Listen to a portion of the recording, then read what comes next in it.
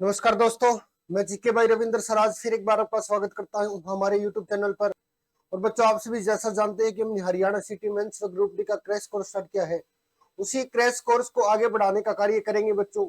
और आज का जो हमारा टॉपिक है, जैसे हमने पहले वाली क्लास में पढ़ा था बच्चों, हरियाणा के शिक्षा संस्थान एक पार्ट बच्चों उस टॉपिक का हमने पढ़ लिया है।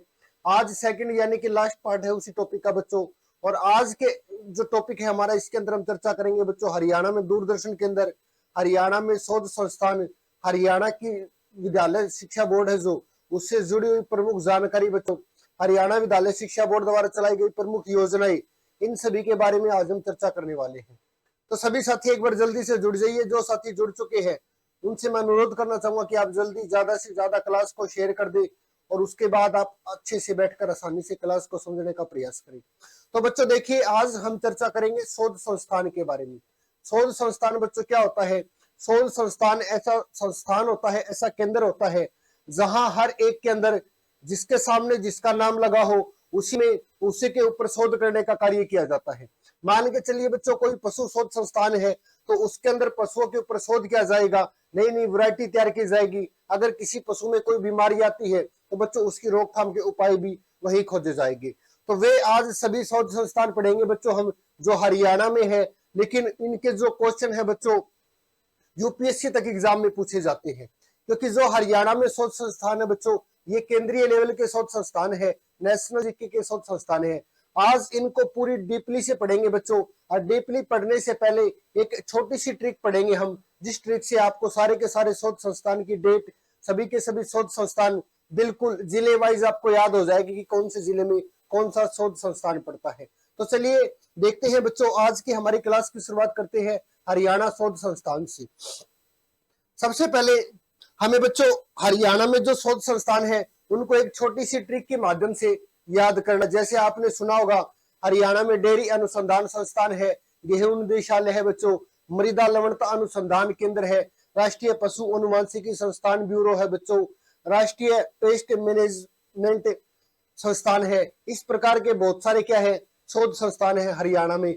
और हम उनको बिल्कुल एक क्रम अनुसार पढ़ेंगे बच्चों, बिल्कुल आसानी से। देखिए आज छोटी सी ट्रिक देखते हैं उसके हम। सबसे पहले बच्चों हमें मान के चलना है कि हमारा जो एनडीआरआई है यानी कि राष्ट्रीय डेयरी इंस्टीट्यूट है बच्चों, वो बहुत प्रसिद्ध है पूरे भारत के अंदर। हमें डेयरी से लेकर चलना है बच्चों। मान के चलो अपन भाई कोई डेयरी खोलनी है। डेयरी खोलने के लिए बच्चों सबसे पहले हमें किन किन चीजों की जरूरत होगी, उन चीजों को क्रम अनुसार हमें लगाना है, हमारे सारी शोध संस्थान याद हो जाएगी। तो देखिए बच्चों, सबसे पहले जो हमारा प्लान है वो किसका है? सबसे पहले बच्चों हमारा प्लान है डेयरी खोलने का। अब देखो बच्चों, सबसे पहले हमने प्लान बना लिया कि हमने भाई डेयरी खोलनी है। अब देखो, डेयरी अगर हमें खोलनी है तो हमें किस किस चीज की आवश्यकता होगी? डेयरी के लिए बच्चों सबसे पहले जो हमें आवश्यकता होगी, ये जो अपन जरूरत होगी बच्चों, आप के करा आप डेयरी खोलने का प्लान बना के कर जाया करा। सबसे पहले स्थान की खोज करते हैं, भाई पूरा अपन डेयरी करनी है। स्थान की खोज क्यों करते हैं बच्चों? क्योंकि वहां की हमें मिट्टी चेक करनी होती है, और मिट्टी से पता चलता भाई आप अपने पशुओं ने बांधेंगे तो उनका कोई नुकसान तो ना होगा। मान के चलिए कोई रोड़ी कंकर का एरिया है बच्चों, अगर आप ओढ़ा पशु ने बांधेंगे तो उसका दिक्कत होगी, अगर पशु वहां बैठेगा तो उसके शरीर के ऊपर जख्म होगी।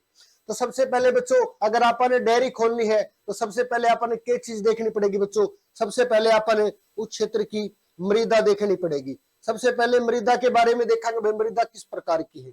उसके बाद देखिए बच्चों, डेयरी खोलने का प्लान था, मृदा अपन मिलेगी बिल्कुल सही थी, मृदा भी होगी। उसके बाद अपन के प्रोग्राम करना है, आगे अपन जुगाड़ करना है, अपन काम देखना है भाई अपन क्या करना पड़ेगा। अगर पशु रखेंगे तो अपन चून की भी जरूरत पड़ेगी, और अपन दूसरी किस चीज की जरूरत पड़ेगी? दूसरी पड़ेगी बच्चों तूड़ी की। तो अपन ऐसी चीज की खोज करनी है, ऐसी चीज उगाने की जगह देखनी है, ऐसी चीज का बंदोबस्त करना है जिससे अपन चून भी मिल जा और अपन भाई तूड़ी भी मिल जा। तो आप क्या उगाओगे बच्चों? उसके बाद अपन क्या उगाना है? गेहूं उगाना है, क्योंकि गेहूं से अपन क्या मिलेगा? चून भी मिलेगा बच्चों और तूड़ी भी मिलेगी। अपना सारा बंदोबस्त पूरा हो गया। उसके बाद देखिए बंदोबस्त पूरा हो गया, अब अपन ने डायरेक्ट क्या करना है? ये बच्चों अपन के है पशु लिया के बांधना है। इसमें पशु लिया के बांधना है, यहाँ पशु लिया के बांध दिया। मान के चलिए आप में से कोई, मेरे में से कोई सबसे पहला डेयरी खोलने का प्लान बनाया, मृदा चेक करी, गेहूं मिल गया, सारी चीज बंदोबस्त हो गया, बाद में लेके छोड़ दिए पशु भाई। लेकिन पशु तो कई प्रकार के लेके छोड़े भाई, बकरी भी ले आया, गाय भी ले आया, भैंस भी ले आया। फिर बाद में क्या किया बच्चों, कुछ समय बाद उसके ऊपर सर्च करवाया, यानी कि ब्यूरो करवाया। भाई मैंने आप वैज्ञानिकों को बुलाया, भाई आप मैंने ऐसा पशु बता दो जिसमें सबसे ज्यादा आमदनी होगी हो। तो वैज्ञानिकों ने सारे पशु देखे भाई, उन्होंने एक डिसाइड करके दे दिया, भाई तू भैंस पाल ले। क्योंकि गाय है बच्चों, गाय कम दूध देती है, गाय के दूध की लागत भी कम है और मूल्य भी कम है। बकरी भी कम दूध देती है, तो बच्चों भैंस के दूध की लागत भी अधिक है और दूध भी अधिक देती है। तो ब्यूरो करने के बाद क्या पता चला भाई, उसको बताया गया जो आपने पशु आगे रखना है वो क्या रखना है, भैंस रखना है। उसने भी क्या कराया भाई, जाके ने भैंस लिया आया। जब जाके भैंस लिया आया, उसने पता चलिया भाई भैंसा में तो बहुत कमाई है, और चौके पीछे आने लगे। बाद में भले बापन अपनी जिंदगी के जी से जिले है, जमा काचे काटने हैं, और मैंने क्या करना है, बोले मैं लेके आऊंगा काला रंग का घोड़ा, अपने ऊपर बैठ के सारे दिन घूमूंगा गांव के अंदर। तो जब पीछे जदी तो प्लान बनया, बाद में क्या प्लान बनया भाई, प्लान बनया घोड़ा का, और घोड़ा ना पक्के बोल्स कहा असवल्याण का। बस ये सारी चीज बच्चों हमें क्रम अनुसार याद रखनी है। सभी के सभी शोध संस्थान की डेट याद हो जाएगी, और सभी के सभी कहाँ है, सारी की सारी चीजें याद हो जाएगी आपके। तो देखो एक एक समझते हैं। सबसे पहले बच्चों है डेयरी से याद रखना है अपन ने, NDRI, national dairy research institute. बच्चों ये जो है ये करनाल के अंदर पड़ता है वर्तमान में। करनाल में पहले इसकी स्थापना बेंगलोर के अंदर की गई थी, बाद में बच्चों इसकी स्थापना कड़ा कर दी करनाल के अंदर कर दी 1955 के अंदर। तो NDRI अगर पूछ ले बच्चों कहाँ है, तो करनाल के अंदर पड़ता है। उसके बाद देखिए बच्चों डेयरी अपन खोलनी थी, डायरी खोलनी थी बच्चों। ये डेयरी खोलने खातिर के ढूंढनी थी अपन ने, मृदा ढूंढनी थी। तो मृदा भी वही होगी बच्चों जहां अपनी डेयरी होगी, और अपनी डेयरी कहाँ है, जिस तरह अपनी मृदा भी वही होगी जहां डेयरी है। और अपनी डेयरी कहाँ थी बच्चों, डेयरी थी करनाल के अंदर। तो करनाल के अंदर है बच्चों राष्ट्रीय मृदा लवणता अनुसंधान संस्थान, और इसकी जो स्थापना की गई 1969 को की गई। अब देखो भाई जहां अपन डेयरी है वही तो अपन मिट्टी की जरूरत पड़ी, और वही किस चीज की जरूरत पड़ेगी, वही अपन जरूरत पड़ेगी गेहूं की। भाई ये तो है को नहीं, भाई अपनी मृदा और डेयरी तो है करनाल में, और गेहूं अपन गिरवा ली हिसार में, ऐसा तो नहीं हो सकता। तूड़ी हिसार में पड़ जाए तो क्या है, वही अपन तूड़ी भी डलवानी पड़ेगी, आटा भी डलवाना पड़ेगा। तो बच्चों क्या होगा, जो गेहूं निदेशालय है यो भी कड़ा मिलेगा अपन, यो भी करनाल के अंदर ही मिलेगा। और करनाल में इसकी जो स्थापना है वर्ष 1978 के अंदर की गई थी, वर्ष 1978 में। उसके बाद देखो भाई डेयरी खोल दी, मृदा भी मिल गई थी, गेहूं भी मिल गया था, बापा ने क्या करने थे, पशु बांधने थे। तो बच्चों जड़े डेयरी हो गया अपनी, जड़े तूड़ी पड़ी है, और जड़े अपनी मृदा बढ़िया है, उड़ी क्या करना पड़ेगा अपन ने, पशु बांधना पड़ेगा। तो बच्चों अगर पशु पूछ ले, पशु अनुवांशिकी संस्थान कहाँ है बच्चों, तो कड़े मिलेगा अपन ने, यह भी करनाल के अंदर मिलेगी, करनाल में मिलेगी बच्चों। और करनाल में इसकी जो स्थापना है वो वर्ष 1984 के अंदर की गई थी। उसके बाद देखो बच्चों अगर पशुओं के ऊपर सर्च करवाना है, रिसर्च करवाना है, तो क्या करना पड़ेगा बच्चों, उन्हीं पशुओं के ऊपर रिसर्च होगा जहां पशु अपने बंद रहे, और अपने पशु कड़े बंद रहे बच्चों, करनाल के अंदर बंद रहे हैं। तो राष्ट्रीय पशु अनुवांशिकी संस्थान ब्यूरो कहाँ है, तो बच्चों यो भी कड़े है, करनाल में है, 1985 में स्थापना हुई। उसके बाद देखो बच्चों ब्यूरो करवाया, पक्ष किस बात का पता चला भाई सबसे अधिक जो कमाई है या भैंसा में होगी। तो फिर उसने ऐसा क्षेत्र ढूंढा बच्चों जहां हरियाणा में सबसे अधिक भैंस पाई जा है, जहां सबसे अधिक पशु पाई जा है। उसने प्लान बनाया भाई घोड़े भी ले आऊंगा और भैंस भी ले आऊंगा। तो बच्चों क्या लेके आया, वो भैंस लेके आया, ऐसे जिले में आया जड़ है पूरे भारत का सबसे बड़ा भैंस फार्म है, सबसे बड़ा भैंस फार्म कड़ा है बच्चों हिसार में है, जिसकी स्थापना 1985 के अंदर की गई। और बाद में जब वो भैंस खरीदना आया तो उसने देखा कि राष्ट्रीय असम अनुसंधान केंद्र भी कहाँ है, हिसार के अंदर है। तो अगले साल ही बच्चों की कराया, अगले साल ही आके ने घोड़ा ले गया, कहाँ से ले गया, हिसार से। अगला साल कद आया, वर्ष 1986 में। तो बच्चों आप 1 से 2 बार इस चीज ने पढ़ लियो, कभी भी आपका क्वेश्चन गलत नहीं होगा। 4 शोध संस्थान मिलेगी आपने ऑप्शन में, एक ही डेट दे देंगे, क्रम अनुसार याद रख लियो, कोई भी नहीं बोल पाओगे। आगे देखो, आगे हर एक शोध संस्थान को बिल्कुल विस्तार पूर्वक जानते हैं बच्चों। सबसे पहले नाम आता है राष्ट्रीय डेयरी अनुसंधान संस्थान, यानी कि इस अनुसंधान संस्थान को बच्चों हम NDRI भी बोल सकते हैं बच्चों, जिसकी जो स्थापना है वो कब की गई थी, करनाल के अंदर 1955 में। कहाँ पड़ता है, करनाल के अंदर पड़ता है बच्चों। लेकिन बात की जाती है सर्वप्रथम इसकी स्थापना कब की गई, तो बच्चों सर्वप्रथम इसकी जो स्थापना है वो कहाँ की गई थी, वर्ष 1923 को की गई थी बच्चों। कहाँ की गई, बेंगलोर के अंदर की गई थी। सर्वप्रथम कर्नाटक का बेंगलोर शहर है बच्चों, 1923 को इसकी स्थापना की गई। और इस समय इसका जो बच्चों नाम रखा गया था वो इसका नाम रखा गया था imperial institute, imperial institute of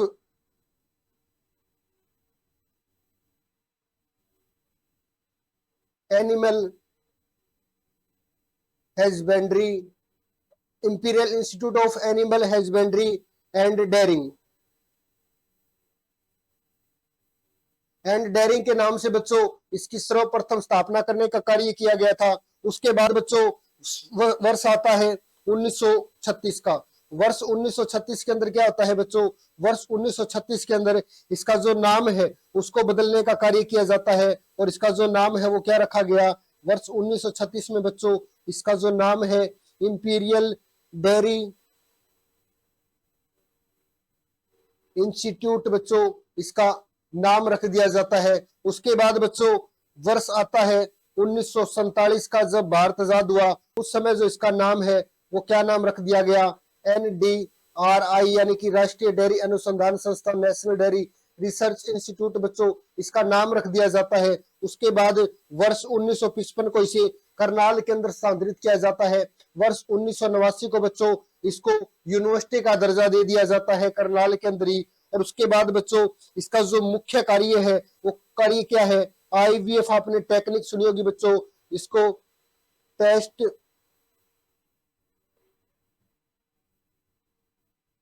tube baby बोलते हैं। टेस्ट ट्यूब बेबी से बच्चों क्या है, इस टेक्निक से कलोन तैयार करता है पशुओं के, तो कौन करता है बच्चों, NDRI national dairy research institute करता है। उसके बाद बच्चों आगे इसके दो जो क्षेत्रीय केंद्र है, एक कल्याणी केंद्र पड़ता है और एक है कल्याणी पश्चिम बंगाल केंद्र पड़ता है बच्चों, और दूसरा है बेंगलोर कर्नाटक के अंदर दो इस क्षेत्रीय केंद्र बनाए गए हैं। उसके बाद अगला देखिए बच्चों केंद्रीय मृदा लवणता अनुसंधान संस्थान। बच्चों केंद्रीय मृदा लवणता अनुसंधान संस्था यानी कि CSSRI है बच्चों। ये अगर पूछ ले सर्वप्रथम इसकी स्थापना कहाँ की गई, तो बच्चों सबसे पहले जो इसकी स्थापना है वो कहाँ की गई थी, सबसे पहले जो इसकी स्थापना का कार्य है वो किया गया था बच्चों हिसार के अंदर। सबसे पहले जो इसकी स्थापना है वह हिसार के अंदर की जाती है। लेकिन उसी वर्ष अक्टूबर का जो महीना आता बच्चों इसको हिसार से उठाकर जरीफा वीरा गांव करनाल के अंदर स्थानांतरित कर दिया जाता है। तो अगर पहले पूछ ले बच्चों तो हिसार के अंदर हुई, बाद में करनाल स्थानांतरित कर दिया।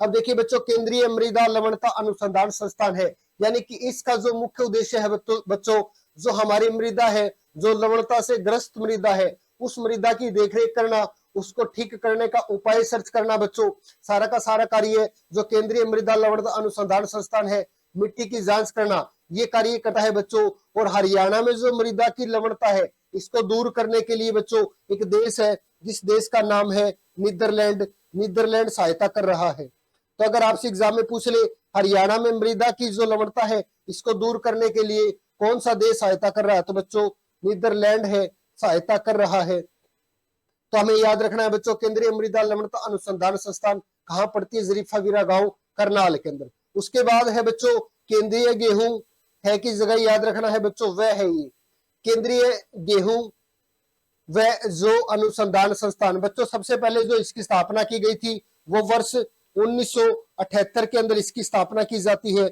वर्ष 1978 के अंदर। और उस समय बच्चों जो इसका नाम है अगर पूछ ले एग्जाम में क्या रखा गया था, तो बच्चों जब सर्वप्रथम इसकी स्थापना की गई 1978 के अंदर, इसकी बेंगलोर के अंदर की गई थी।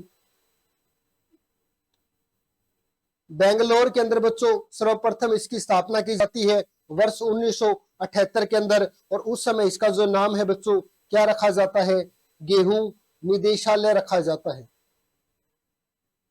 गेहूं निदेशालय। उसके बाद बच्चों 1978 के बाद वर्ष 1990 के अंदर बच्चों इसे स्थानांतरित कर दिया जाता है। कहां, वर्ष 1990 में इसने करनाल में लेके आ गए बच्चों। उसके बाद 2014 में इसमें एक शब्द और जोड़ दिया जो, यानी कि उसके बाद जो बच्चों शोध करने लग गया गेहूं व जो दोनों को ऊपर करने लग गया, तो इसका जो नाम है केंद्रीय गेहूं व जो अनुसंधान संस्थान बना दिया गया बच्चों। अगर पूछ ले कब बनाया गया, 2014 में। जो शब्द कब जोड़ा गया, 2014 में जोड़ा गया बच्चों। सर्वप्रथम स्थापना कब की गई, 1978 में बेंगलोर में, और 1990 में कहा स्थापित किया गया बच्चों, 1990 करनाल केंद्र से स्थापित किया गया। उसके बाद हम अगर बात करते हैं बच्चों इसके जो क्षेत्रीय केंद्र है, क्षेत्रीय केंद्र की अगर बात की जाए बच्चों तो इसके दो जगह क्षेत्रीय केंद्र पड़ते हैं। एक क्षेत्रीय केंद्र है शिमला के अंदर और दूसरा है बच्चों दलंग के अंदर। ये दो शहर है जहां इसके क्षेत्रीय केंद्र है, और दोनों के दोनों जो क्षेत्रीय केंद्र है बच्चों ये हिमाचल प्रदेश राज्य के अंदर पड़ते हैं। अगला है नेक्स्ट राष्ट्रीय पशु अनुवांशिकी संस्थान बच्चों। राष्ट्रीय पशु अनुवांशिकी जो संस्थान है इसकी भी जो स्थापना है ये वर्ष 1984 के अंदर की गई थी बच्चों। वर्ष 1984 के अंदर सर्वप्रथम इसकी जो स्थापना करने का कार्य किया जाता है। ये सबसे पहले बच्चों इसकी स्थापना है वर्ष 1984 के अंदर की जाती है।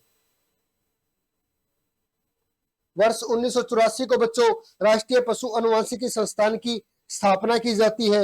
और अगर पूछ ले बच्चों कहाँ की जाती है तो याद रखना है करनाल के अंदर इसकी स्थापना कर दी जाती है वर्ष 1984 के अंदर। उसके बाद देखिए बच्चों नेक्स्ट है हमारा राष्ट्रीय पशु अनुवांशिकी संसाधन ब्यूरो।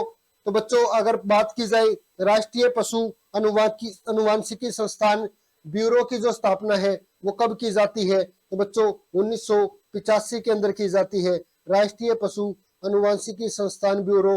और कहाँ की जाती है, इसकी स्थापना भी बच्चों करनाल के अंदर की जाती है। बाद में राष्ट्रीय पशु अनुवांशिकी संस्थान व राष्ट्रीय पशु अनुवांशिकी संस्थान ब्यूरो बच्चों इन दोनों को मिलाकर एक अलग से संस्था बना दी जाती है जिसका नाम रखा जाता है राष्ट्रीय पशु अनुवांशिकी संसाधन संस्थान। और इसकी स्थापना बच्चों करनाल के अंदर की जाती है, करनाल में वर्ष 1995 के अंदर। तो ये भी हमें जरूर याद रखना है बच्चों। अगला देखिए नेक्स्ट केंद्रीय भैंस अनुसंधान संस्थान। बच्चों केंद्रीय भैंस अनुसंधान संस्थान जिसे इसार में भैंस फार्म के नाम से भी जाना जाता है, इसार भैंस फार्म या इसार भैंस फार्म, इसार भैंस फार्म के नाम से बच्चों इसे जाना जाता है। अगर बात की जाए इसकी स्थापना की तो इसकी जो स्थापना है वो की गई थी 1 फरवरी को, 1 फरवरी वर्ष 1985 को बच्चों इसार के अंदर इसकी स्थापना की जाती है। इसार के अंदर अगर बात करें सबसे अधिक भैंस कहाँ है तो बच्चों इसार में है, लेकिन बात की जाए मूरा नस्ल की भैंस सबसे अधिक कहाँ है तो बच्चों मूरा नस्ल की भैंस सबसे अधिक हमें जींद के अंदर मिलेगी। ये भी साथ साथ हमें याद रखना है। अगर पूछ ले हरियाणा में सबसे अधिक मवेशियां या पशु कहाँ है तो बच्चों पशु भी इसार के अंदर ही मिलेगी हमें देखने के लिए, सबसे अधिक पशु इसार के अंदर है। उसके बाद बच्चों जो केंद्रीय भैंस अनुसंधान संस्थान है इसकी एक रीजनल सेंटर है, यानी कि बच्चों जो इसका एक क्षेत्रीय केंद्र भी है, रीजनल सेंटर या अगर बात की जाए क्षेत्रीय केंद्र। इसका जो बच्चों क्षेत्रीय केंद्र है, क्षेत्रीय केंद्र है जिस गांव का नाम है बच्चों बीर दोसाज। बीर दोसाज गांव है जो बच्चों पटियाला के अंदर पड़ता है। पटियाला में इसका एक रीजनल सेंटर बनाया गया है बच्चों, जो बनाया गया था वर्ष 1987 के अंदर। और ये जो कार्य करता है ये करता है बच्चों नीली रावी भैंस के ऊपर शोध कार्य करता है, नीली रावी भैंस के ऊपर। तो यह भी हमें याद रखनी है। उसके बाद बच्चों इसका एक और केंद्र है जो छोटा सा केंद्र है जिसे बोला जाता है मूरा भैंस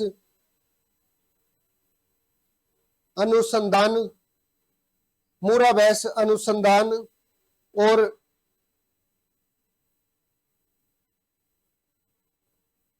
कौशल विकास केंद्र, कौशल विकास केंद्र बच्चों।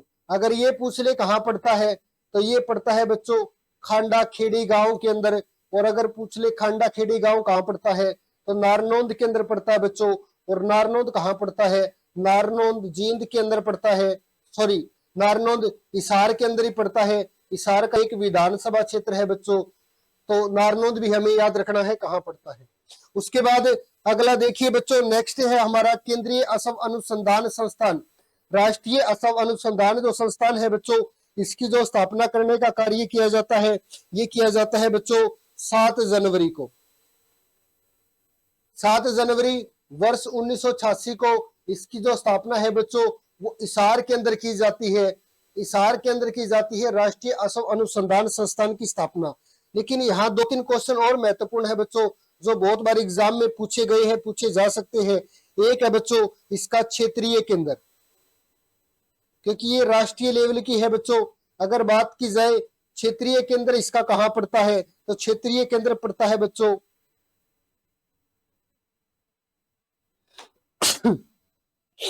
क्षेत्रीय केंद्र है जोहड़ बीड़ गांव के अंदर पड़ता है, और ये जोहड़ बीड़ गांव है बच्चों राजस्थान राज्य के अंदर पड़ता है। उसके बाद बच्चों देखिए, पशुओं की कोरोना की दवाई किसने तैयार की?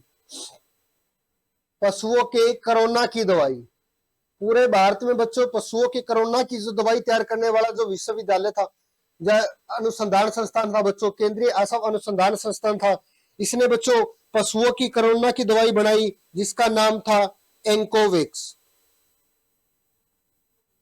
एंकोवेक्स बच्चों इसी ने तैयार की। उसके बाद वर्ष 2021 में एक बच्चों दूध की डेयरी तैयार की, जिसका नाम था जेनी दूध डेयरी। जेनी दूध डेयरी है बच्चों, यह भारत की एकमात्र डेयरी है जहां क्या मिलता है बच्चों, जहां गधी का दूध मिलता है। गधी का दूध यहाँ मिलता है। पूरे भारत की एकमात्र डेयरी है जिसकी स्थापना 2021 में की गई थी बच्चों, तो यह भी आपने याद रखनी है, मोस्ट इंपोर्टेंट है। गधी का दूध लगभग बच्चों 6,000 रुपए किलोग्राम के आसपास होता है, और इसके दूध की डेयरी हमारा एक केंद्रीय असम अनुसंधान संस्थान है बच्चों, जहां इसके दूध की डेयरी बनाई गई है। अगला देखिए, केंद्रीय एकीकृत कीट प्रबंधन केंद्र। बच्चों आपने अक्सर सुना होगा कि बाड़ी में बीमारी आ गई, गेहूं में बीमारी आ गई, यानी कि इन चीजों के ऊपर रिसर्च करके इनकी दवाई बनाने का जो कार्य करता है, वो करता है केंद्रीय एकीकृत कीट प्रबंधन केंद्र बच्चों। जो भी हमारी फसलों से जुड़ी हुई जितनी भी फसल है बच्चों, अगर उनके ऊपर कोई बीमारी आती है तो उसके ऊपर जो शोध करता है वो कौन करता है? केंद्रीय एकीकृत कीट प्रबंधन केंद्र करता है, यानी कि central integrated pest management centre करता है। इसकी जो स्थापना है बच्चों वर्ष 1988 के अंदर की जाती है। और पूछ ले वर्ष 1988 के अंदर कहाँ की जाती है, तो बच्चों वर्ष 1988 के अंदर इसकी जो स्थापना है वो कहाँ की जाती है? फरीदाबाद के अंदर की जाती है, फरीदाबाद के अंदर। अगला है बच्चों देखिए, राष्ट्रीय ब्रेन शोध संस्थान, यानी कि राष्ट्रीय ब्रेन, ब्रेन का मतलब होता है बच्चों दिमाग, दिमाग के ऊपर शोध करने का जो कार्य करता है वो करता है राष्ट्रीय ब्रेन शोध संस्थान, जिसकी स्थापना 1977 में बच्चों नैनवाल मानेसर के अंदर की गई थी। मानेसर अगर पूछ ले कहाँ पड़ता है, गुरुग्राम के अंदर पड़ता है बच्चों, और गुरुग्राम हरियाणा का एकमात्र ऐसा जिला है जिसके अंदर बच्चों 2 नगर निगम है। हरियाणा का एकमात्र ऐसा जिला है बच्चों जिसमें 2 नगर निगम है। एक नगर निगम कौन सा? एक गुरुग्राम और दूसरा बच्चों मानेसर। तो हरियाणा का एकमात्र ऐसा जिला गुरुग्राम है जिसके अंदर 2 नगर निगम पड़ते हैं। और बता दूं आपको बच्चों, मानेसर हरियाणा का पुलिस जिला भी है, पुलिस जिला। अगर बात की जाए हरियाणा में कुल पुलिस जिले कितने हैं बच्चों, तो हरियाणा में वर्तमान में 2 पुलिस जिले हैं, लेकिन प्लस में एक और कर दिया गया, तीसरा प्रस्तावित है बच्चों। अब इनकी संख्या आगे चलकर 3 हो जाएगी। अगर पूछ ले तीसरा प्रस्तावित कहाँ है, घोषणा की गई है, तो वो की गई है बच्चों डबावाली के अंदर। डबावाली बात की जाए कहाँ पड़ता है? सिरसा के अंदर पड़ता है, सिरसा में। तो बच्चों इसकी घोषणा की गई है। उसके बाद आगे है राष्ट्रीय कैंसर संस्थान बच्चों, यानी कि एम्स।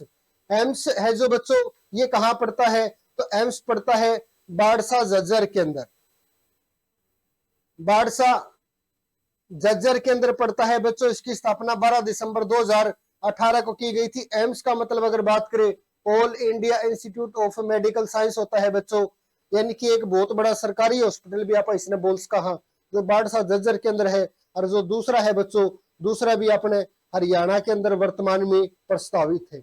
उसके बाद आगे देखिए बच्चों, अब हम बात करने वाले हैं हरियाणा विद्यालय शिक्षा बोर्ड के बारे में।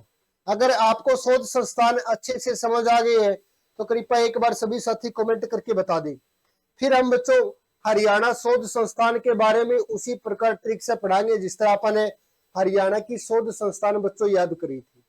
बहुत बार यहां से भी एग्जाम में क्वेश्चन पूछे जाते हैं, पहले कहां था, बाद में कहां आया, ये कौन लेकर आया बच्चों, स्थापना कब की गई, प्रथम अध्यक्ष कौन थे, 10वीं की परीक्षा कब ली गई, 12वीं की परीक्षा कब ली गई, 8वीं की परीक्षा कब ली गई, वर्तमान के अध्यक्ष कौन है बच्चों, कौन सा पत्रिका जारी करती है, कौन से स्थान पर पड़ती है। इस प्रकार के क्वेश्चन एग्जाम में पूछे जाते हैं।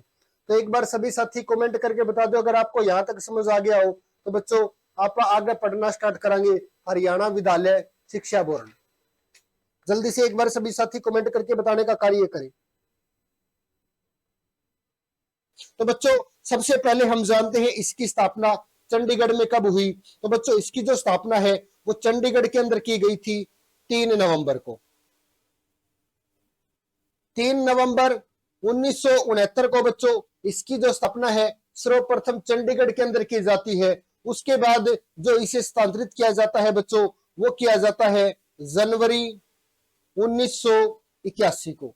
जनवरी 1981 के अंदर बच्चों इसे हरियाणा में लाया जाता है। और 1981 वर्ष के सन में बच्चों कौन थे हरियाणा के मुख्यमंत्री। तो उस समय हरियाणा के मुख्यमंत्री हुआ करते थे बच्चों जिसका नाम था चौधरी बंसीलाल। तो चौधरी बंसीलाल हुआ करते बच्चों और चौधरी बंसीलाल ने इसे अपने गृह जिले में लाने का प्लान बनाया। जब से बाद बच्चों ये जो हरियाणा विद्यालय शिक्षा बोर्ड है ये कहा गया भिवानी के अंदर स्थानांतरित कर दिया गया। तो वर्तमान में इसे भिवानी बोर्ड के नाम से भी बहुत परिचित रूप से जाना जाता है बच्चों। उसके बाद देखिए बात की जाती है जो भिवानी बोर्ड है बच्चों इसके प्रथम अध्यक्ष कौन थे। तो इसके जो प्रथम अध्यक्ष थे बच्चों BS आहूजा थे। BS आहूजा थे बच्चों भिवानी बोर्ड के प्रथम चेयरमैन भी बोल सकते हैं, अध्यक्ष भी बोल सकते हैं। एग्जाम में बहुत बार पूछा गया है BS आहूजा। उसके बाद देखिए बच्चों वर्तमान अध्यक्ष की अगर बात की जाए तो वर्तमान में जो इसके अध्यक्ष है वो है बच्चों VP यादव। VP यादव है वर्तमान में अध्यक्ष। उसके बाद है मुख्य पत्रिका। तो बच्चों जो भिवानी बोर्ड है ये जो मुख्य पत्रिका निकालता है उस मुख्य पत्रिका का नाम है बच्चों संध्या दैनिक।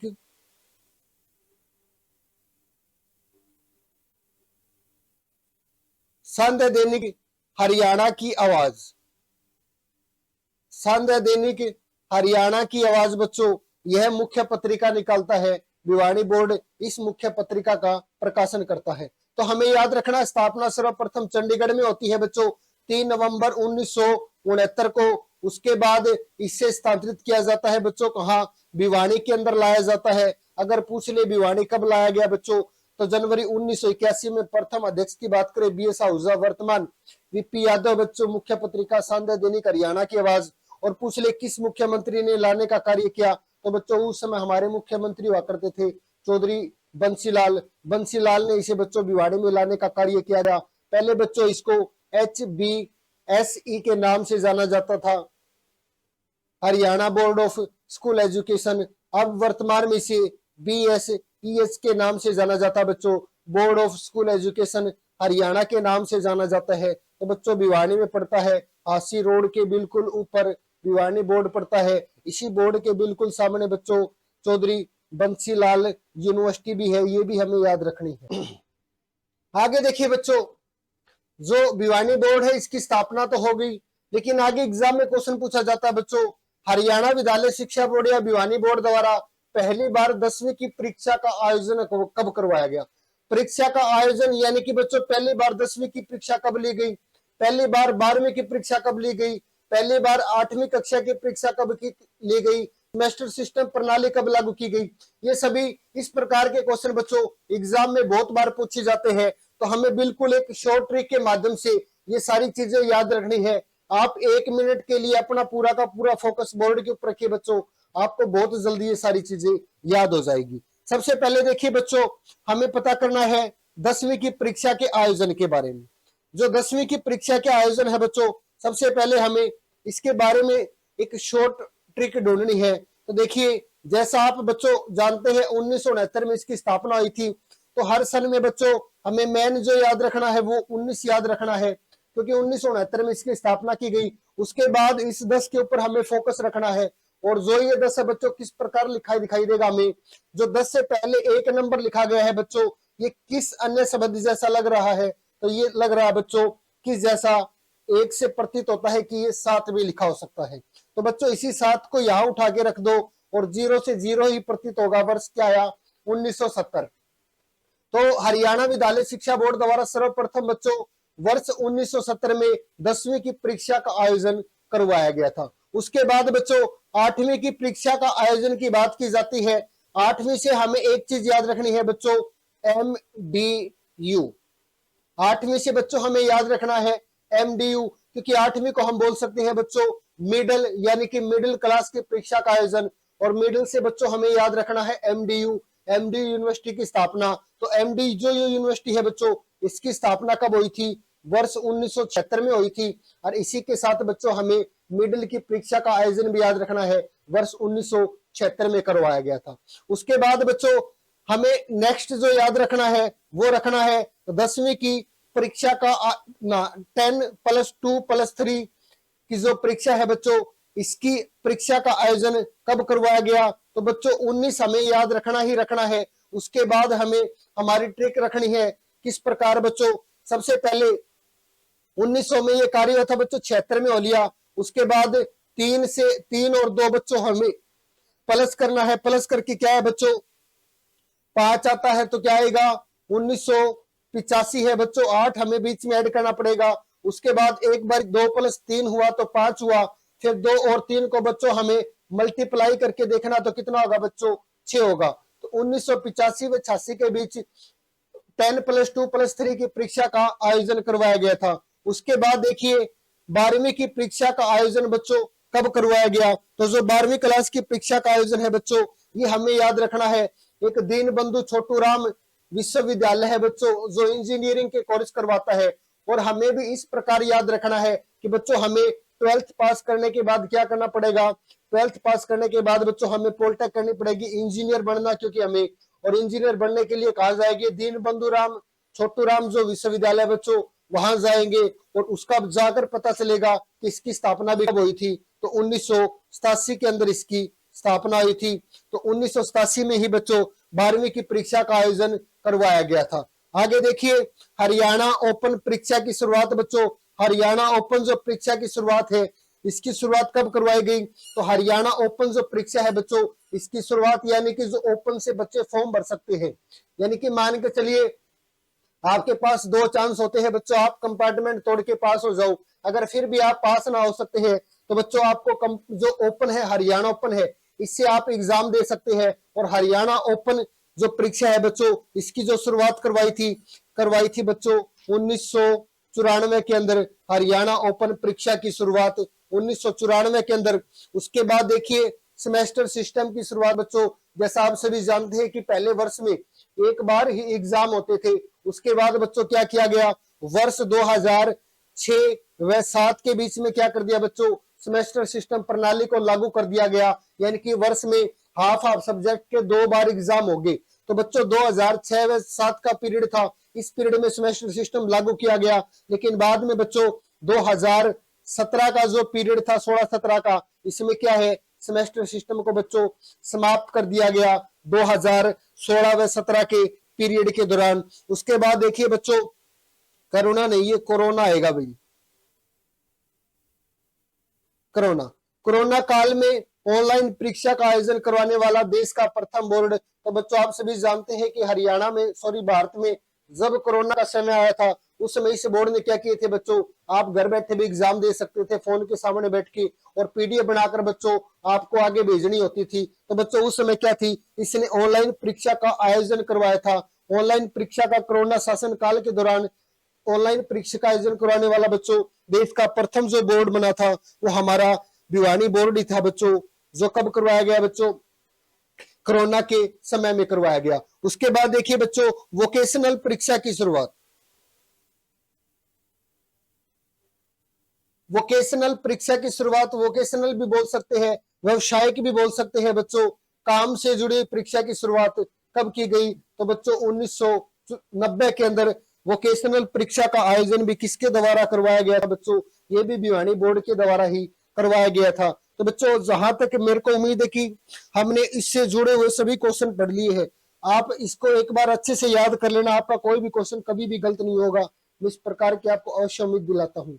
आगे देखो भाई, नेक्स्ट देखते हैं।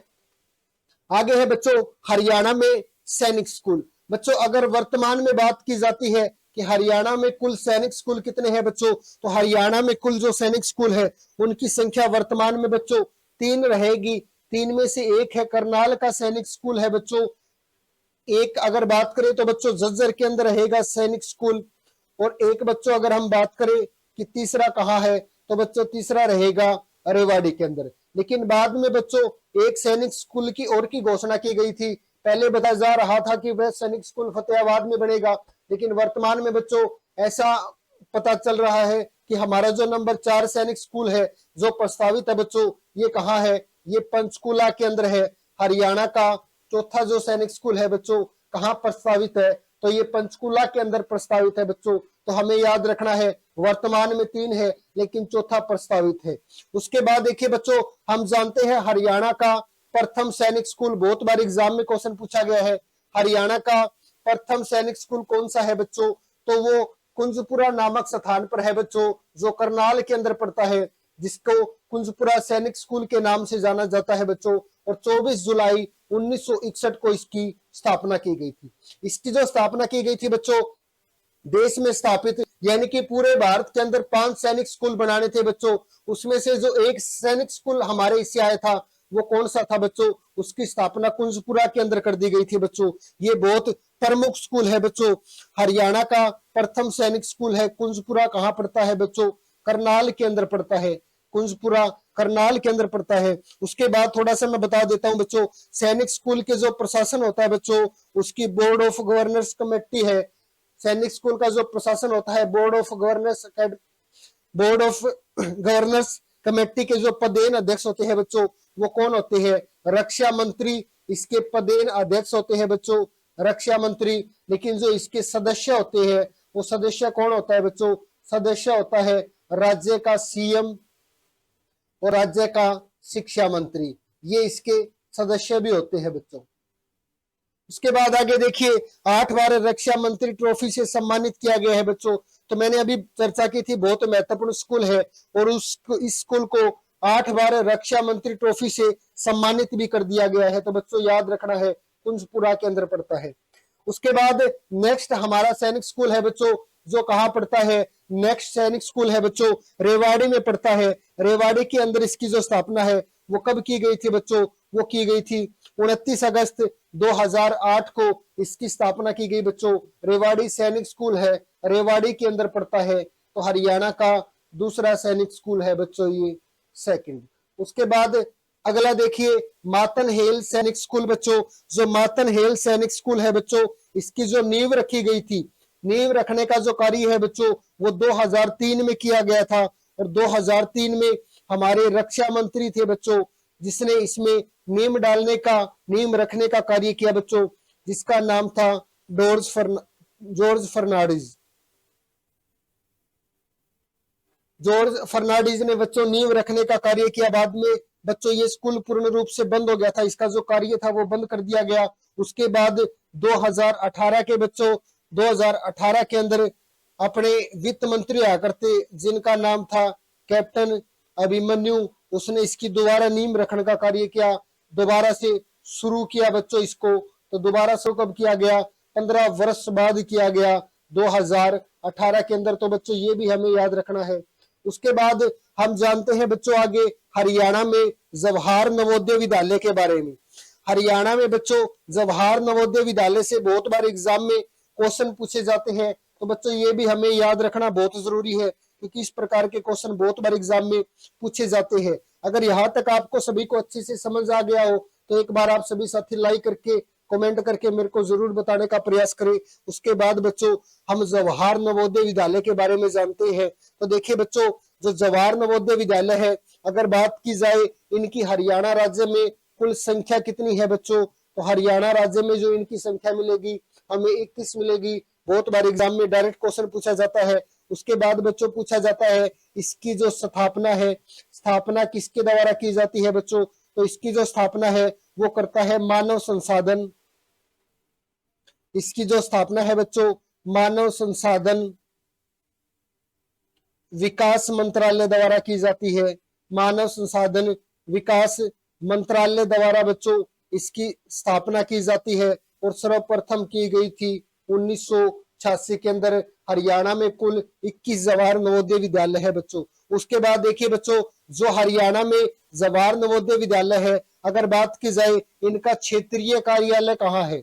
हरियाणा में जो जवाहर नवोदय विद्यालय है यानी कि JNV जवाहर नवोदय विद्यालय बच्चों, इसका जो क्षेत्रीय कार्यालय की अगर बात की जाती है तो इसका रहेगा जयपुर के अंदर रहेगा बच्चों। उसके बाद देखिए जवाहर नवोदय विद्यालय का क्या होता है बच्चों, इसका एक 5 क्लास बच्चा जो 5th क्लास पास किए बच्चों वो एक टेस्ट दे सकता है और जो उस टेस्ट को पास करता है उसको JNV जो विद्यालय है बच्चों उसमें एडमिशन दिलवाया जाता है। और उसके बाद बच्चों क्या होता है इसमें सारा का सारा ये क्या है, ये आवासीय विद्यालय बच्चों, वहां रहने का खाने पीने का ड्रेस का सारा खर्चा है वो JNV जो विद्यालय है बच्चों मानव संसाधन विकास मंत्रालय है ये देता है। और उसके अंदर जो बच्चों कक्षा लगती है वो जो कक्षा है बच्चों 6 से 12th तक यहाँ बच्चों को पढ़ाया जाता है। 6 से 12th तक बच्चों मुफ्त में शिक्षा दी जाती है, मुफ्त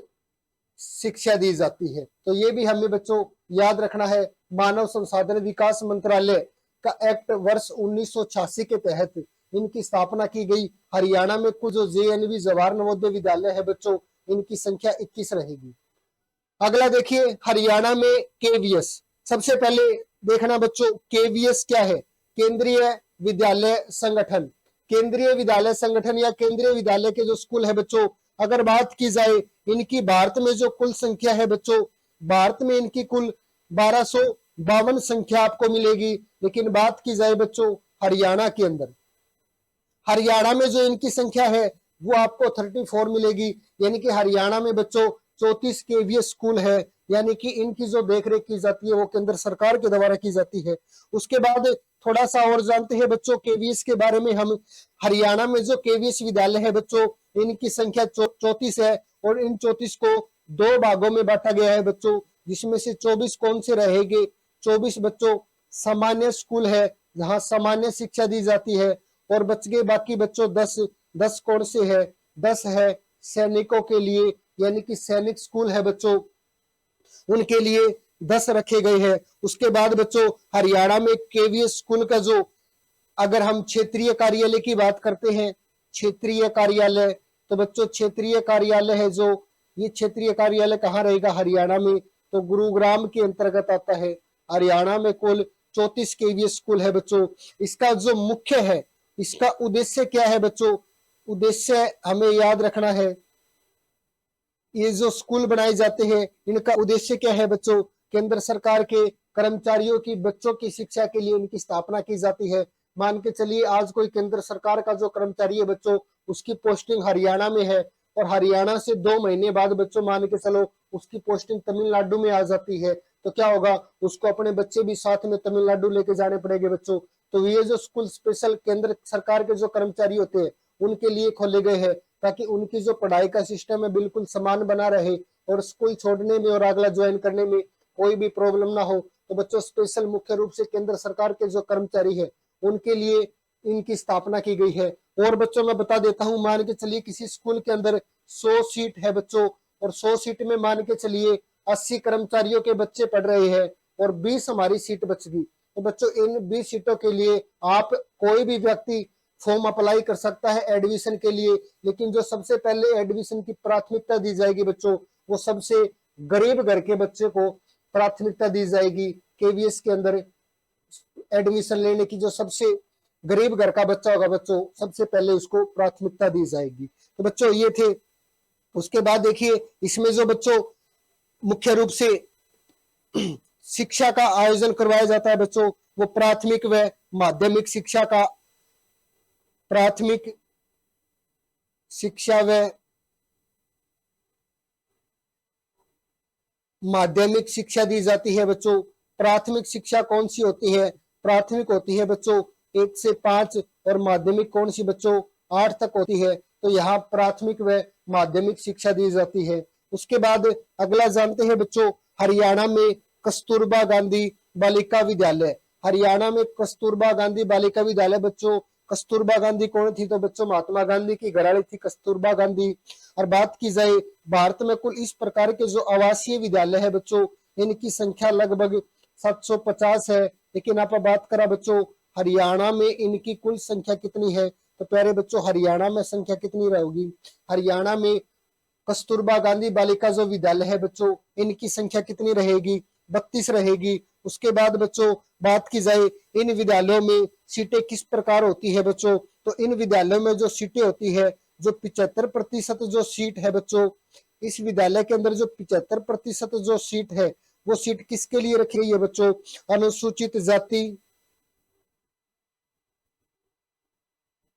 75% जो सीट है बच्चों अनुसूचित जो जाति के लोग हैं, लड़कियां है, सॉरी अनुसूचित जाति की है बच्चों, जनजाति की है। 75% सीटें या पिछड़ा वर्ग की है। 75% सीटें बच्चों उनके लिए रखी गई है। उसके बाद अगर बात की जाए 25% सीटें, 25% जो सीटें है बच्चों वो रखी गई है गरीबी रेखा से नीचे वाली, गरीबी रेखा से नीचे की लड़कियों के लिए।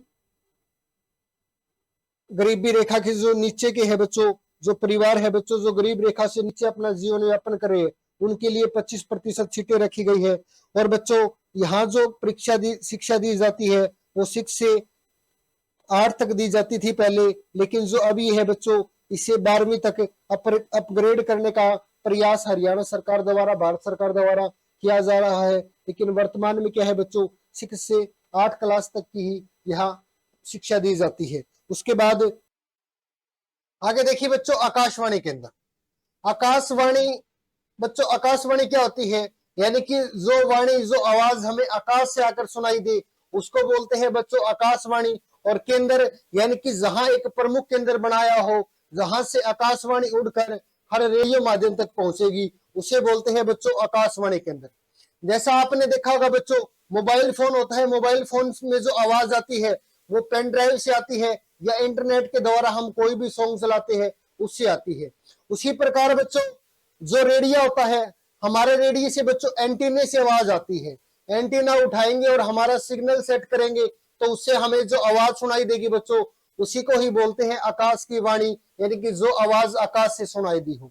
बच्चों हरियाणा में जो आकाश से आवाज आती है वो प्रमुख 3 स्थानों से आती है, 3 जिलों से आती है। और उन्हीं 3 जिलों में क्या है आकाशवाणी केंद्र स्थापित किए गए हैं।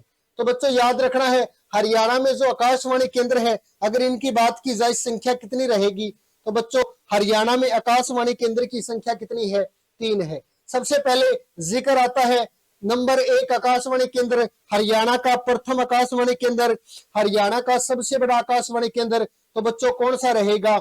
हरियाणा का प्रथम आकाशवाणी केंद्र है रोहतक के अंदर, जिसकी स्थापना मई 1976 को हुई थी। मई 1976 को बच्चों आकाशवाणी जो रोहतक है इसकी स्थापना की गई थी। और उसके बाद मैं आपको बता देना चाहता हूं राज्य का सबसे बड़ा आकाशवाणी केंद्र भी यही है।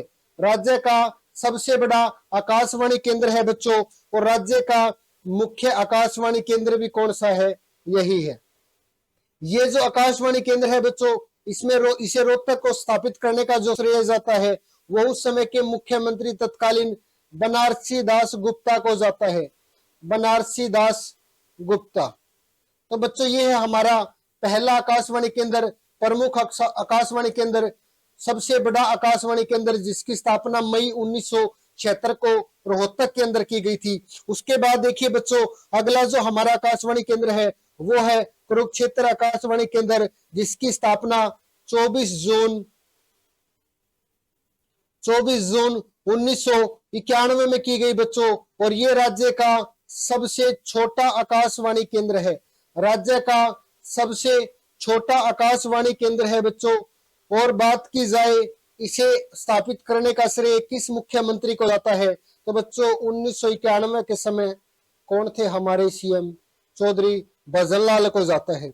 उसके बाद नेक्स्ट है बच्चों हमारा तीसरा आकाशवाणी केंद्र जिसकी जो स्थापना है वो कब की गई बच्चों?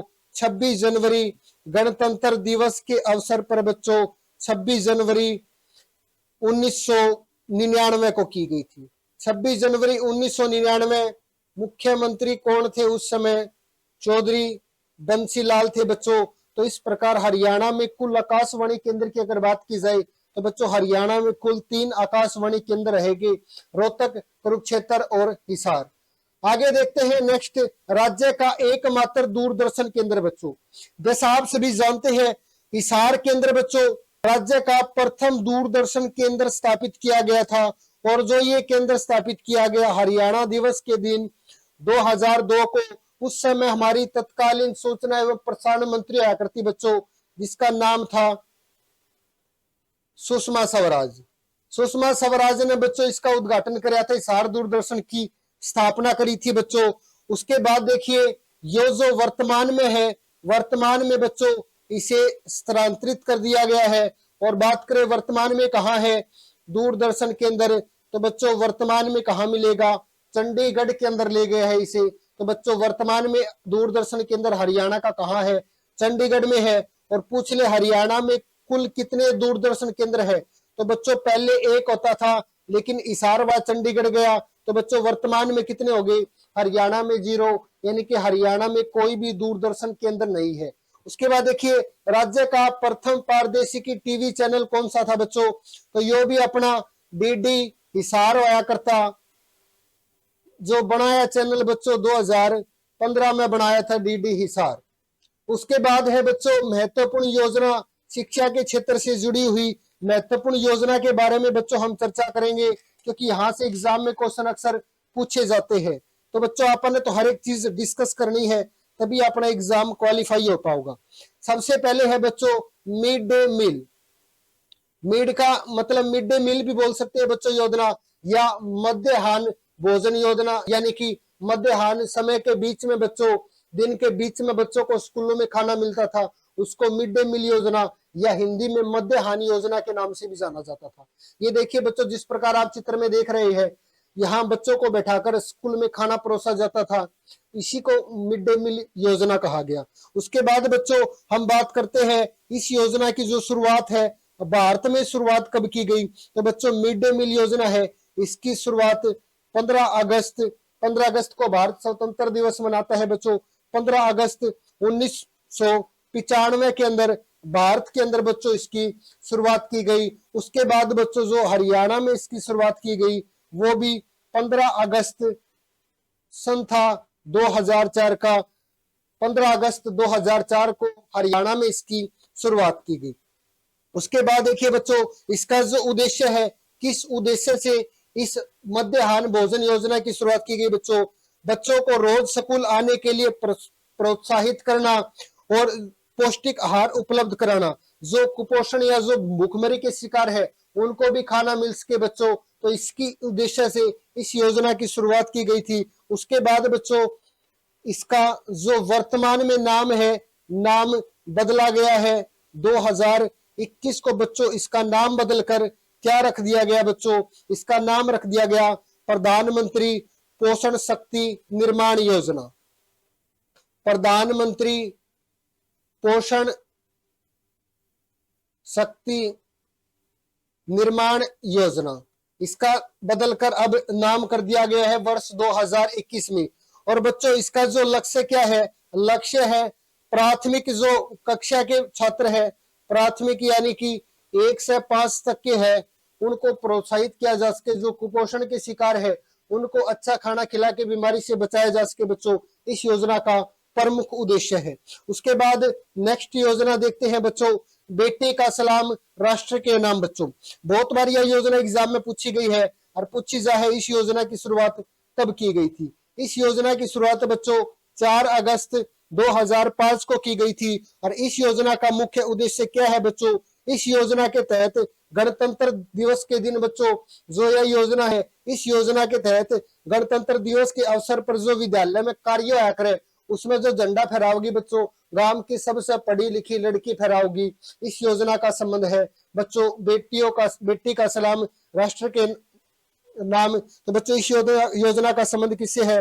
गणतंत्र दिवस के दिन गांव की सबसे शिक्षित बेटी सरकारी स्कूल का जो राष्ट्रीय ध्वज है उसको लहराएगी। उसके बाद अगला देखते हैं बच्चों, मुफ्त पाठ्य पुस्तक योजना। मुफ्त पाठ्य पुस्तक योजना है बच्चों, इस योजना की जो शुरुआत है वो कब की गई?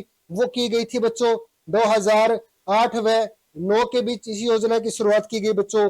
और इसका उद्देश्य क्या था? इसका उद्देश्य था बच्चों 9वीं से 12वीं के जो छात्र हैं उनको क्या है? मुफ्त में बच्चों पुस्तकें वितरित करना। तो मुफ्त पाठ्य पुस्तक योजना का संबंध है। उसके बाद नेक्स्ट है बच्चों एजुसेट। एजुसेट प्रोजेक्ट, जैसा आप सभी जानते हैं बच्चों, ये जो एजुसेट प्रोजेक्ट है इसका उद्देश्य क्या है? इसका उद्देश्य क्या है बच्चों? इसका उद्देश्य है सैटेलाइट द्वारा शिक्षा प्रदान करना। सैटेलाइट द्वारा शिक्षा प्रदान करना बच्चों इस एजुसेट का प्रमुख उद्देश्य है। आप जैसा जानते होंगे बच्चों, पहले स्कूलों में क्या होता था, क्लास कहीं चलती थी और हमारे स्कूल पर दीवार के ऊपर हमें क्लास दिखाई जाती थी बच्चों। तो वो किसका हिस्सा है? वो है एजुसेट का ही हिस्सा है बच्चों, एजुसेट प्रोजेक्ट का ही हिस्सा है। एजुसेट की फुल फॉर्म है बच्चों एजुकेशन बाय सैटेलाइट। तो एजुसेट का संबंध सैटेलाइट के द्वारा शिक्षा से है। उसके बाद बच्चों नेक्स्ट है राज्य में फ्री स्कूल शिक्षा की शुरुआत। तो बच्चों राज्य में जो फ्री स्कूल शिक्षा की शुरुआत की गई थी वो कब की गई थी? 14 जून 1967 को सरकारी स्कूलों में क्या है? फ्री शिक्षा दी जाती थी। और इसकी जो शुरुआत है बच्चों 16 जून 1967 से की गई है, जो आज तक भी चलती आ रही है। तो बच्चों आज की क्लास में इतना ही। आज हमारा टॉपिक कंप्लीट हुआ। कल की जो हमारी क्लास रहेगी बच्चों वो इसी टॉपिक से जुड़ी रहेगी, जिसके अंदर हम इस पूरे टॉपिक के जो ऑब्जेक्टिव क्वेश्चन है उनके ऊपर चर्चा करेंगे। और बच्चों अगर आपको हमारी क्लास पसंद आई तो कृपया ज्यादा से ज्यादा शेयर, हमारे चैनल को सब्सक्राइब करने का कार्य करें। वीडियो पसंद आए तो लाइक करने का कार्य मिले। तब तक आप सभी को प्यार भरा नमस्कार। जय हिंद, जय भारत, जय हरियाणा।